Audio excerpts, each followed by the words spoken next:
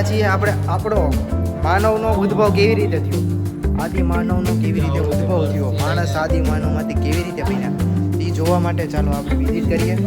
જુઓ કેવી રીતનું હોય છે બધી, તો આપણે ચાલો તમને દેખાડીએ. આવી રીતે તમે જુઓ, બહુ મજા આવશે.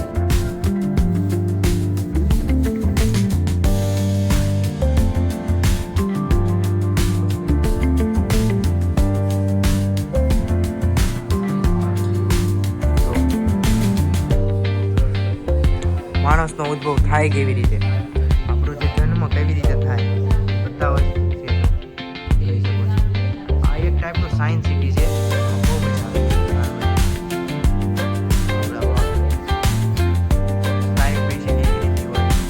ચામડીના કોષ જેવા લોહીના કોષ, 10મા ધોરણમાં ભણતા વિજ્ઞાન ચેતાકોષ, લોહીના કોષ, સૂત્ર વિભાજન, ચામડીના આવી રીતે સાયન્સ સિટીમાં બધે આમ ટોકીસમાં ફિલ્મ જોવાથી ન થાય. આવું બધું જોવો તો મજા આવે, હે ને, શીખવા મળે.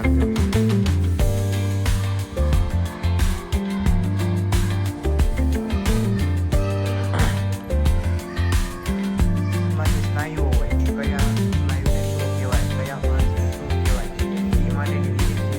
આ આપણી આખી બોડીનું સ્ટ્રક્ચર છે. આ રીતનું આપણું બોડી હોય કે બહારથી આપણને સિક્સ પેક ને ફેમિલી પેક ને એવું બધું જે દેખાતું હોય ને એકચ્યુઅલમાં આ હોય, પછી આપણે મેન બરાબર ને. આ રીતે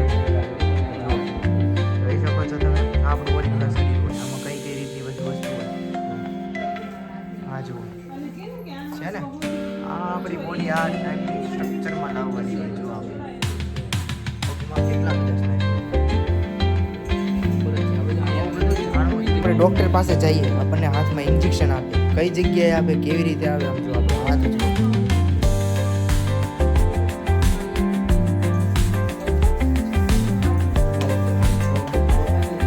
આ રીતનું આખું હાથ હોય. આમાં ડૉક્ટર સાહેબ જે હોય, હાથમાં આમ ન જોઈન કરે. આવી બધી વસ્તુના એના જે પોઈન્ટ હોય ને,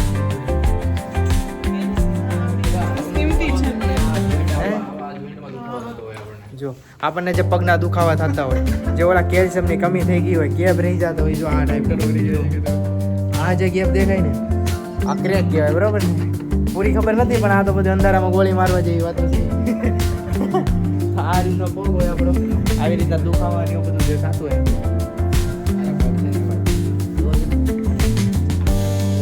ખાવા પીવાનું રાખવું પડે, હે ને, ટાઈમ. ભગવાનને કે વજન આવશે એટલે ત્યાં જોઈ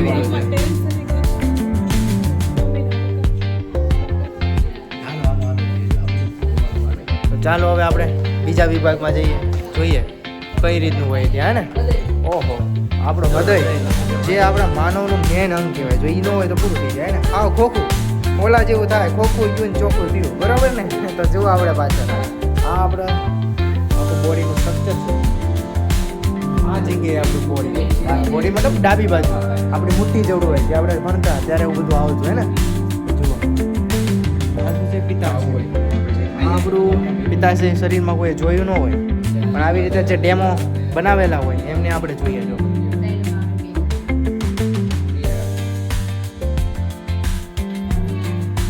પછી આપણે જઈએ યકૃત, જે લીવર કહેવાય, હે ને. તો એમને આપણે કેવી રીતે હોય જોઈએ. ચાલો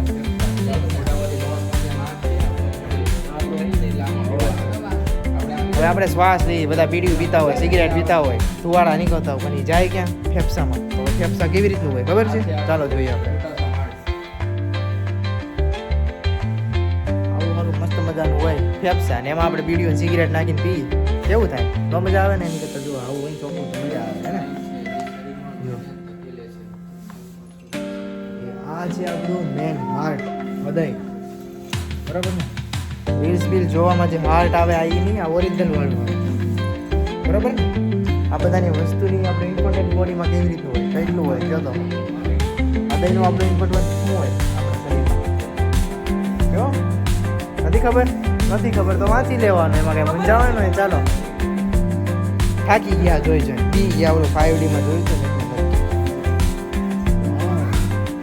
આપણી અંદર અહીંથી આપણે ખોરાક જમવાનું અંદર નાખીએ. અહીંયા આપણું જઠર છે, મોઢામાંથી, પછી અન્નળિકા, પછી પેટ, મોટું આંતરડું ને નાનું આંતરડું. મોટું આંતરડું ને નાનું આંતરડું. એવી રીતનું છે. જો આપણે જે લાળ મોઢામાં લાળ કેવી રીતે બને એનો લાઈવ વિડીયો દેખાડવામાં આવે જો અન્નળિકા,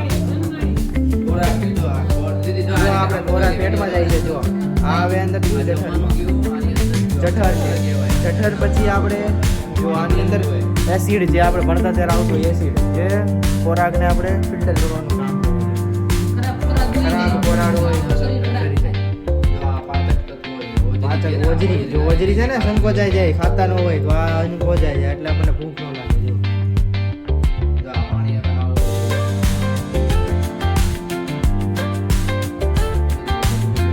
નાનું આંતરડું મોટું આંતરડું એ આ રીતનું હોય ને આ રીતનું હોય. ચાલો ગાડીએ ચડી જાય.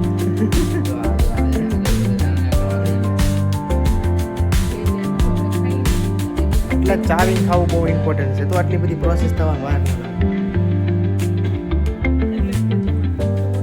બહુ મોટા મોટા બટકા નહીં લેવાના મારી ચમચે ધીરું ધીરું ખાવાનું અને એના ફટાફટ આપણે કંપનીમાં છીએ અડધી કલાકનો બ્રેક હોય 15 મિનિટ લાઈનમાં ઉભો રહેતા 15 મિનિટમાં જમીએ પણ એને ખબર ન હોય કેટલી બધી વારમાં આ બધું શું થાય.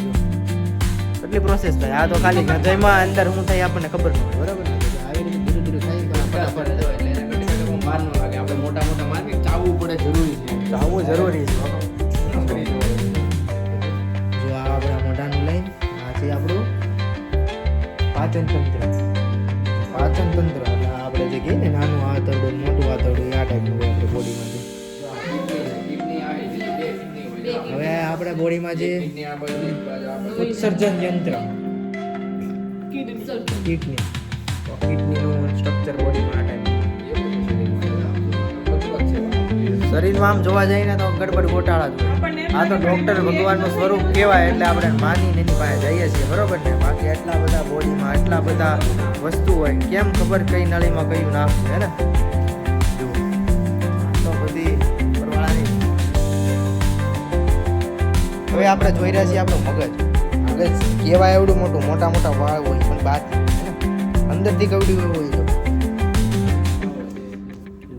આ વાળની અંદર મતલબ મગજની અંદર કોપરીની અંદર એવું મગજ કામ કરતું હોય. ચેતાકોષ ડેન્ડ્રોન ચેતાકોષ આપણા બોડીમાં મગજનો એક્ટિવિટી કેવી રીતે થાય શું કામ કરે મગજ. જો મગજનું શું કામ છે આપણું આપણે સમજાવો. આપણે આવી રીતે બ્લોક ઉતારે હે કાંઈ વાંધો નહીં. ચાલો કાંઈ ભી વસ્તુ હોય મગજ બંધ હોય તો મગજ ઇટ્સ મીન્સ આપણે બોડીનું જે કહેવાય ને મેઇન કંટ્રોલર એ કહેવાય હે ને. આપણે હાથ અડાડ્યો મોબાઈલમાં સ્વિચ ચાલુ કરીએ બંધ કરીએ મીન્સ અવર મેન્ટલ એક્ટિવિટી है ना. हिंदी में तो थोड़ा थोड़ा हिंदी भावा हिंदी तो गुजराती को आना चाहिए ना.